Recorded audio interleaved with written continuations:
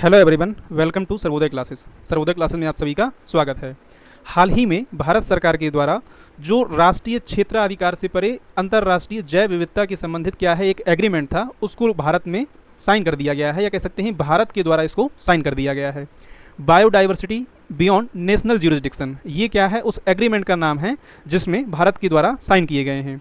अगर इसको आप प्रॉपर तरीके से यहाँ समझें तो देखिए 25 सितंबर 2024 को एक्सटर्नल अफेयर मिनिस्टर जो हैं इनके द्वारा क्या है इस एग्रीमेंट में साइन किए गए हैं, और इसके बाद जो है भारत भी क्या है इसका एक सिग्नेटरी बन गया है। यहाँ पर आप देख सकते हैं, और ये साइन जो है यूनाइटेड नेशन हेडक्वार्टर न्यूयॉर्क में क्या है किए गए हैं, राइट।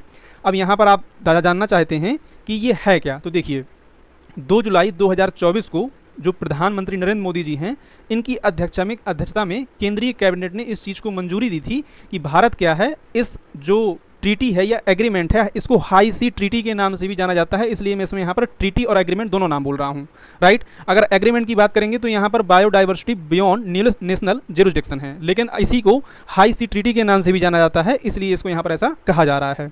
और ये आप देख सकते हैं कि 9 जुलाई 2024 का ये आर्टिकल है जिसमें ये बताया गया कि भारत क्या है इस ट्रीटी को साइन करने वाला है। 2 जुलाई 2024 को जो सेंट्रल है यानी कि केंद्रीय कैबिनेट है उसके द्वारा इसको मंजूरी दे दी गई थी। अब यहाँ पर सबसे पहले प्रश्न ये उठता है कि आखिर ये है क्या और इसको मेंटेन करेगा। तो देखिए अगर हम लोग इस हाई सी ट्रीटी की बात करें तो यह अनक्लॉज का आपने नाम सुना होगा कि जो अंतर्राष्ट्रीय समझौते हैं यानी United Nation Convention on Law of Seas यानी समुद्र से संबंधित जो कानून हैं उनको लेकर के अनक्लॉज लॉ के बारे में आप जानते होंगे। अगर नहीं जानते हैं तो अभी मैं आगे आपको बताऊंगा कि है क्या। तो इस अनक्लॉज लॉ के तहत ही क्या है यह एक एग्रीमेंट है। Union Cabinet chaired by Prime Minister Narendra Modi has approved India to sign Biodiversity Beyond National Jurisdiction BBNJ, इसका शॉर्ट फॉर्म है। इस ट्रीटी को यहाँ पर क्या है साइन किया गया है, राइट। अब मैंने आपको यहाँ पर बताया कि जो ministry of earth and science है ये क्या होगी, इसकी नोडल मिनिस्ट्री होगी, राइट।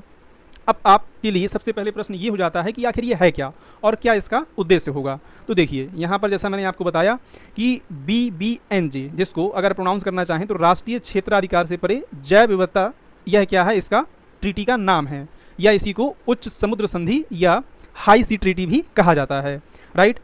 इस संधि को जो है या इस एग्रीमेंट को मार्च 2023 में क्या है ओपन किया गया था, ताकि इसमें जो सदस्य देश हैं जो कंट्री हैं वो क्या कर सकें, इसको हस्ताक्षर कर सकें और इसको यानी इसकी सिग्नेटरी और रेटिफाइड कर सकें, राइट।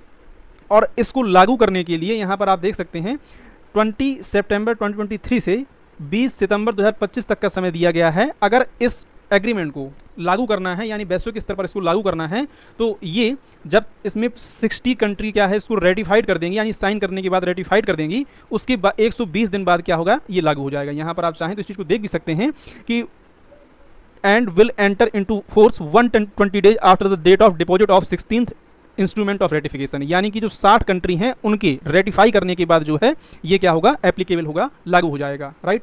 अब सबसे बड़ा प्रश्न निकल के यहाँ पर यह आता है कि आखिर ये BBNJ समझौता जो है क्या और इससे होगा क्या, राइट। तो देखिए इस समझौते के तहत होगा क्या कि जो समुद्र वाला रीजन है यानी समुद्र की जो जैव विविधता है उसको बचाए रखने के लिए क्या है ये प्रयास किए गए हैं। जो भी समुद्री संसाधन हैं, भले ही वो तेल, गैस, फिश, मिनरल, इनके उपयोग को लेकर के एक ऐसा तंत्र प्रदान करना है, तंत्र प्रोवाइड कराना है जो इन सबको क्या कर सके, इनमें देख रेख कर सके। इसके अलावा आपने देखा होगा कि जैसे यहाँ पर आपको देखने को मिलता है कि साउथ चाइना सी में मोस्टली चाइना की क्या है यहाँ पर दादागिरी देखने को मिलती है, और ये क्लेम करते हैं कि ये पूरा का पूरा साउथ चाइना सी क्या है इनका रीजन है, राइट। तो ये उन संसाधनों पर भी यहाँ पर रोक लगाएगा। आपको मालूम होगा कि अनक्लॉज के लॉ के तहत यहाँ पर इसको कई उसमें पार्ट में डिवाइड किया गया है। अभी मैं आपको उन चीज़ों को भी समझाऊंगा, पहले थोड़ा सा ये समझिए कि इसका उद्देश्य क्या है, क्यों ये लाया गया है। तो इस समझौते के तहत होगा क्या कि पर्यावरण का जो प्रभाव है जो ह्यूमन एक्टिविटी की वजह से क्या है इसमें पड़ रहा है, तो एक्चुअल देखा जाए तो ये मरीन बायोडाइवर्सिटी जो है उसको यहाँ पर मेंटेन करने या कंजर्व करने के लिए सभी वैश्विक स्तर के देशों का एक सम्मिलित प्रयास के रूप में इसको लाया गया है। इसको SDG जो है सस्टेनेबल डेवलपमेंट गोल जो है उसके 14वें नंबर का जो लाइफ ब्लू वाटर है, यहाँ पर आप देख सकते हैं लाइफ ब्लू वाटर SDG 14, इसके तहत क्या है इसको यहाँ पर ये इस उद्देश्य की पूर्ति करने के लिए लाया गया है, राइट।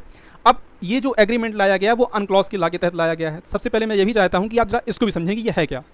देखिए जिन लोगों को नहीं मालूम है, United Nation Convention on the Law of Seas, यह क्या है एक समुद्र से संबंधित संयुक्त राष्ट्र के द्वारा लाया गया एक कानून है जो 10 दिसंबर 1982 को क्या है इसको अपनाया गया था, और साल 1994 में 16 नवंबर को क्या है इसको लागू कर दिया गया था, राइट। यह इसका मेन पर्पज़ यही है कि यह इस चीज़ को डिसाइड करे कि एक कंट्री का जो टेरिटोरियल है या एक्सक्लूसिव इकोनॉमिक जोन है वो कहाँ तक एप्लीकेबल होता है, राइट। अब आपको अगर इसमें भी चीज़ें नहीं आइडिया है तो थोड़ा सा मैं आपको इस पिक्चर के जरिए समझाने का प्रयास करूँगा कि ये आखिर चीज़ें हैं क्या। देखिए, सबसे पहले आप ये समझिए, मान लीजिए ये क्या है, द कंट्री ऑफ इंडिया है, भारत है, राइट। अब यहाँ पर आप देख पा रहे होंगे कि ये क्या है, इसका कोस्टल रीजन है, राइट। अब कोस्टल रीजन में कहीं पर ये हिस्सा आगे उठा हुआ है और कहीं पर ये हिस्सा पीछे निकला हुआ है।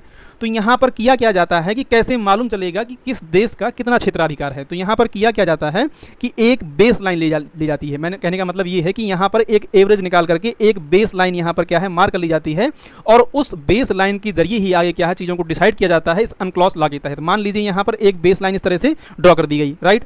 अब उसके बाद होगा क्या, यहाँ पर आप देख सकते हैं बेस लाइन के बाद जो लैंड एरिया है, मैंने आपको दिखाया अभी यहाँ पर कि ये मान लीजिए ये लैंड एरिया है, यहाँ से इस एरिया में आपने एक बेस लाइन डिसाइड कर ली।